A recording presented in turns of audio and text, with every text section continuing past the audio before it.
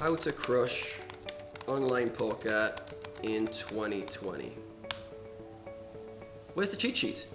Alright guys, in today's video, I'll be walking you through how to crush online poker in the year 2020. I work with guys who crush the Zoom games, MTT games, cash games, and sit and goes. So I'm in a good position to distill all that knowledge and to share it with you guys and show you what's needed in order to crush the games in the year 2020. It's a very different world we live in right now compared to poker in 2011. Even poker in 2017 was a very different world to what it is right now. Things are moving quick, but the games are still very beatable. The online games are still very juicy, but you've got to know what you're doing in order to take advantage of that. So first of all, you've got to understand in 2020, in poker, if you're getting into poker new or you're just starting out, poker is a very professional world. Online poker now is very professional. Even the low games now are taken seriously. People study, work hard, improve their game. So if you're not treating it seriously, you're not treating it like a professional, don't even start. Just walk away now. You can end this video. If you're thinking online poker is a place to go, play for fun and make money,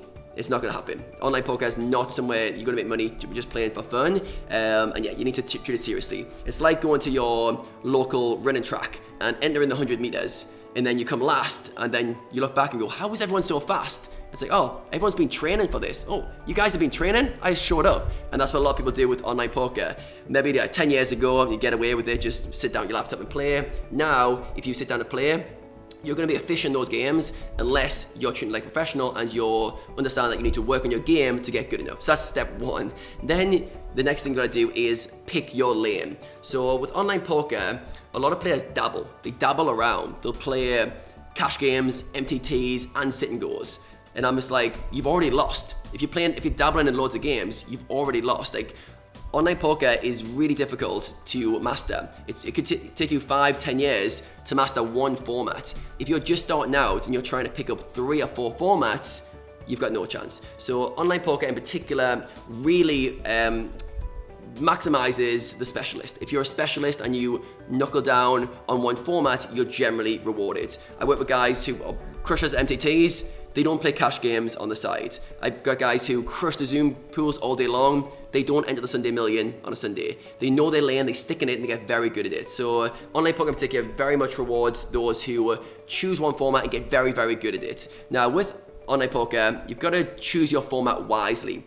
So each format has its own nuances, it has its highs, its lows, and you've got to think about it in advance. So if you're playing MTTs, for example, you're going to have the highest variance and you're going to have set playing hours for the most part. You can do day shift or night shift, but for the most part, there's set times to play and often longer hours than other formats with less flexibility and more variance. Other formats like Zoom games or sit and goes, they're going to have more flexibility. But you're probably going to play different hours based on when those games are most profitable. So you really got to think about what lifestyle you want to live. Do you want to be grinding long hours? Do you want to be doing night shifts? Do you want to be more flexible? Or do you want more or less variance? There's lots to consider, but generally, as an online poker player, you pick your lane and you stick in it. I just played heads up sit and goes, 25 base structure my whole career. Didn't change my lane once, and I stayed in it. And it seems like a very simple thing, but the nuances of a game, you've got it's so hard to learn. You've got to keep going. And yeah, I feel like picking one format, everyone I work with, they have one specialist format. They might transition into a second format later in their careers, but for the most part, they master one format before they even think of considering another one. Next thing, probably one of the most important variables is building a strong mindset. Now, I'm a mindset coach, so I might be a little bit biased on this, but a lot of the top pros will agree with me on this one.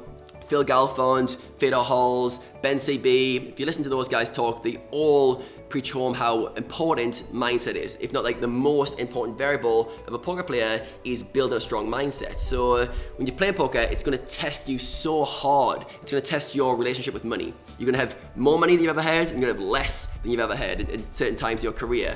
It's going to challenge your ego. You're gonna feel like you're amazing sometimes, and other times you're gonna feel like an idiot. You're gonna feel stupid. You're gonna feel like, I don't know anything. So it really challenges you at the core of who you are. You're gonna have to deal with uncertainty. You're gonna have to unlock self-doubt. Self-doubt's gonna creep up. Am I good enough? Can I play this game? Poker is one of those games that's always got a lot of missing information, a lot of unknowns. Even when you're really a really good player, it's some part of you in the back of your mind, you're like, am I good enough? Can I do this? So it's really important to build a strong mindset, work on being able to tolerate everything poker throws at you. You're on this channel right now, go for my videos. I've got loads of stuff on how to build a strong mindset in order to be able to deal with everything poker throws at you. Also, from a mindset perspective, you need to make sure you're playing poker for the right reasons. You want to be intrinsically motivated. Yes, intrinsic means I'm doing it because I want to, it makes me feel good, it gives me a sense of satisfaction, I like to learn, I like to solve problems. Those are intrinsic motives. Extrinsic are, give me the money. When do I get paid? I want to make X amount of money. If you're doing extrinsic motivations for poker, you're probably going to run out of steam because poker doesn't reward you in the short term for that kind of mindset. So you might start out playing poker just for the money, but then you've got to get into learning. You've got to love the game. So make sure you're working on your mindset to begin with. Way more people fail in their poker careers because they have a bad mindset, not because they have bad technical ability. Learning the strategy stuff, learning technical ability is difficult, but it's not that hard if you've got a solid mindset. However, if your mindset's not good, you've got a weak mindset, you tilt all the time, doesn't matter how good you are strategy-wise, doesn't matter how good your technical ability is, you're never going to make money playing poker. So work on your mindset. It's a hard thing to work on, but go for my channel. There's loads of stuff for you guys to build the foundation and start to understand what's needed in order to build a strong mindset in poker. Next one, very important, learning how to learn. So we all learn differently. Some of us learn from hands-on experience. You've got visual learners, you've got kinesthetic learners who are more touch, you've got audio learners who learn more by listening. We've got to understand, how do you learn best? Do you learn best by watching videos? Do you learn best by going through hand histories? Do you work best from going through solvers? And learning how you learn effectively is really, really important. You need to come up with a system for yourself which maximizes your unique ability to learn. That being said, I do feel like in the modern age, everyone would benefit from using solvers. And the reason being is, whether you preference GTO or your preferences exploitative strategies, understand how solvers think, almost give you a bit of a cheat sheet on how to play a spot, and you can then exploit the player pool based on that. So you can choose to try and mimic GTO strategies, which is generally not advisable, but working with solvers almost fast forwards the process. If you don't work with solvers and other players are, the chances of you being able to learn more effectively than them are very low. Unless you find a unique learning style for you, which doesn't involve them, you might hit a sweet spot, but it's very unlikely. You use all the tools you've got. In the modern age, I feel like solvers have fast-tracked people's learning curves, so use them. Get good at them, get good at understanding what solvers are good at, what solvers are not at, where exploitation fits into that, and understand how to learn effectively. Another thing with learning, you need to understand that a lot of the time you're going to want to do the easy study approach, like watching a video, watching a training site, passive stuff. But it's so important to do the hard stuff, to do the solver work, to do the hand history analysis, to do the database crunching, to really get to know your own game and do the hard stuff. So I've worked with a player who's an absolute crusher. He puts high volume in and high studying in, and he was doing like 3 hours a day studying and like 30, 40 hours of grinding. And at the end of the week, we did a bit of a reflection or evaluation of his performance. And he said to me, Adam, I'm not happy with how my studying's going. I was like, oh, interesting. You put in 3 hours a day. What's missing? And he said, I've been doing easy studying. He's been watching videos. He's been doing passive studying. He was avoiding doing the solver work. He was avoiding doing the hand crunching, the database analysis. And those are the things that are going to improve his game the most over the long term. So good players are very self-aware of this, and they do the hard things. So anyone can watch a video, anyone can watch a YouTube video, anyone can watch a strategy site, anyone can watch a stream on Twitch, but not everyone can go deep into solvers. Not everyone can understand the depth of learning through analysis and doing the really, really hard work. So if you can be one of those people who does the hard stuff, not just the easy things, don't trick yourself into going, I'm studying, when you're passively watching two videos at the same time whilst playing on the side. That's not what it's about. So learn how to study effectively and also to do the hard things. Next thing is optimizing your lifestyle. Poker is very much like being an athlete. Being a professional poker player, it's so similar. The only difference is you're using your mind over your body. And you've got to think about it. You're trying to give yourself as much edge as you can on your opponents, right? When you're playing poker. And the things that correlate with that the most, like these are quite universal, but it blows my mind how many players dismiss these or take them for granted or kind of know them but don't implement them. If you want to think better, you want to focus longer, you want to have a clearer mind and make better decisions, there's only a few things that really impact that in terms of lifestyle. One, meditation. As little as 10 minutes a day can have an amazing impact. If you're a professional poker player and you think you don't need to meditate, I'd question that. I'd go, one, you've got the time. Two, it's almost certainly going to increase your focus, it's going to increase your emotional control, it's going to have a positive impact. So just create that habit. Next one, exercise. Exercising almost daily, at least 3-4 times a week. Have a regular habit so you're looking after your body. The correlation between how you think and how healthy your body is huge. Exercising has been shown to improve every cognitive function, especially memory, especially focus, especially analytical thinking. So exercising regularly, it just needs to be done. Next thing, diet. What you eat impacts how you think. So if you're eating the sugary cake or drinking some Coke before your session, those sugars spike the way you think. You have a high energy, then you have a low energy. Your focus correlates with that energy level and you're gonna have crashes in your grind. So learning what diet works for you. Generally you wanna have a high fats and proteins diet whilst you're grinding and understanding when to use carbs, but understand how your diet impacts you as a poker player. Next thing, sleep. Again, this is one of the ones I pull my hair out with because a lot of poker players are very aware of it, but they don't do anything about it. You need to have consistent sleep, like whether it's 7 hours for you or 8 hours for you, but you should wake up every day energized, and you've got to prioritize, ideally with sleep, depends on the format you play. You want to go to bed, wake up at the same time every single day. Now these seem like nothing things, but these have a massive impact on your poker career. These are huge. If you look like an athlete was running like the Olympic Games, 100-meter final, and he ate shit food, missed these training sessions, and got a bad night's sleep, he's not going to run very well, is he? Maybe Usain Bolt could get away with it, but his performance is going to be directly impacted, and so will yours.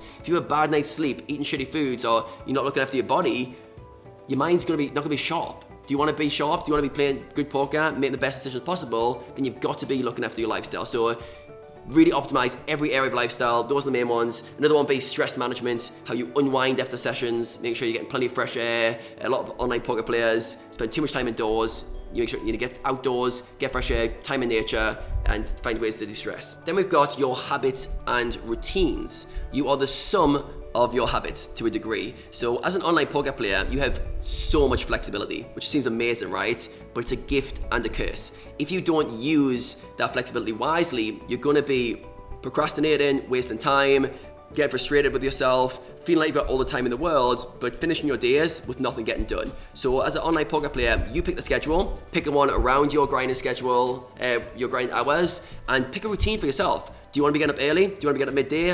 When do you want to get up and have a consistent time? When do you want to be studying? Have a consistent time where you study every single day. And these are, again, little things that sounds insignificant, but scheduling your week out in advance, scheduling out your perfect day, what it should look like, checking in at the end of your day and end of your week. Did I follow through on those things? What's the optimal routine needed for me to perform my best? And a lot of poker players just don't do this at all. They'll wake up at just random times of the day, they'll feel groggy, they'll then get to their session, play whenever. It should be systemized. You should be like treated like a job, like a full professional, waking up at the right time, studying at the right times, grinding at the right times, having a good warm-up routine, good cool-down routine. Like, you've got to understand, like, you're in a professional world. If you're not doing these things, other people are, and they're gonna beat you. They're gonna beat you hard. So understand that, yes, poker is a strategy game. Yes, you've got to get good at solving problems, but if you're not taking care of all these things, you've got no chance. So knuckle down on routines, knuckle down on your habits in alignment with your long-term goals. Then you've got your environment. Controlling your environment is so important in the current world. As an online poker player, generally, you're at your desktop the whole day and you've got your phone on the side, which is a nightmare because now you've got all the tabs of YouTube. You could be watching this video now whilst grinding. It's distracting you from focusing on grinding or studying. Each one of those should be a singular task. If you're grinding, you're grinding. If you're studying. There's nothing else. So understand how to create a work environment that's separate from your recreational environment. I'm very big on having a grinding station. So this laptop you're playing on, there's nothing else. You have a certain station, this laptop's only got poker stuff on it, you don't browse, you delete your browsers, your phone's on airplane mode in a different room when you're grinding and studying, and you completely control your working environment, both for grinding and studying. The players who do that have massive success. Most players will listen to this and not do it. They've got dopamine cravings. They want to click on YouTube. They want to click on Twitch. They want to click on anything that's interesting whilst they're grinding, whilst they're trying to study. And it's just a massive distraction. Your phone, one of the best inventions ever, but the worst nightmare for you as an online poker player. Do not have your phone in the room, don't have notifications on, don't have it near you. Have it airplane mode in a different room. And the ones who treat poker seriously, who crush poker in the current environment, are very aware of these factors. They control their environment enough so the distractions can't breach them whilst they're working. Then they reward themselves after they've grinded or after they've studied. They reward themselves with going on their phone or going on social media. But yeah, it's not in their sight whilst they are grinding. And then you've got to have good coaches and a good community. Poker is like probably one of the most impossible paths to go it alone, and it's also like kind of stupid to try and go it alone. Right now we've got loads of good coaches, loads of good communities, great strategy sites. There's lots of people you can learn from who are going to help you on your journey. So you want to find your tribe to a degree, your tribe of people who are similar to you on the same journey, who you can talk hand histories with, you can learn strategy with, you can learn about mindset, performance with. You want to work with coaches who you relate to, coaches who you're like, I respect this guy, he knows things that I don't know, I'd like to learn those from him. You can fast track your success massively. So Tony Robbins has a big quote saying, model successful people. That's all you need to do, model people who are successful. So find the people in life who have got the skill sets that you want, whether that's from a mindset perspective or a technical perspective. Find those people and reach out to them, see if you can work with them, see if you can get that knowledge and transfer it to yourself, because it's so hard to go it alone, and having the right community to support you and the right coaches and mentors in poker is so important. In the current age, we're very fortunate. There's lots of good coaches and sites and everything that's there for you. Find the one that's applicable to you on your journey that you relate to the most and join it. And then finally, make sure you are enjoying the process. Poker is a very challenging thing to pursue. There's going to be ups and downs, highs and lows. If you're judging yourself just on your results, you're going to be in for an absolute nightmare of an emotional roller coaster. You've got to treat it like a learning curve. And the players who crush poker in 2020 treat poker as their vehicle for personal development. They're growing as people. The guys I work with are all super big on personal development. They're all growing their mindset. They're growing their performance. They're getting better at everything they do. And poker is just one area of their life. So you've got to enjoy playing poker, enjoy being an online professional, enjoy the flexibility that provides for you, but also enjoy just getting better at something and getting and learning. I think if you don't enjoy that process and you're just doing it for the external rewards of money, you're going to run out of steam very, very quickly.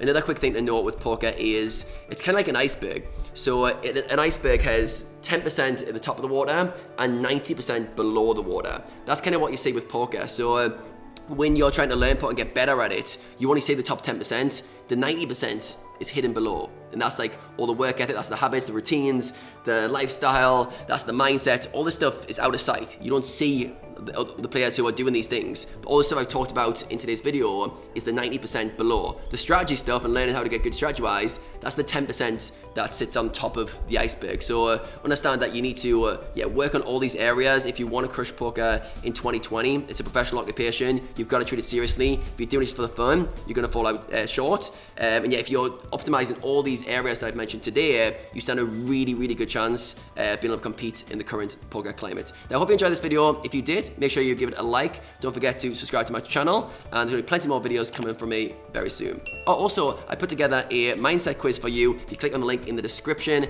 it will tell you what level your current mindset is right now, and also how to step it up to the next level. I'm trying to help you guys increase your self-awareness around mindset so you can know what your problems are, but more importantly, what to fix with them. I know mindset's one of those tricky areas, like it's hard to know how to work on it, so I'm trying to give you guys some tools in order to assess yourselves better and know what to do to take it further. So thanks for watching this, guys. Plenty more coming from me very soon.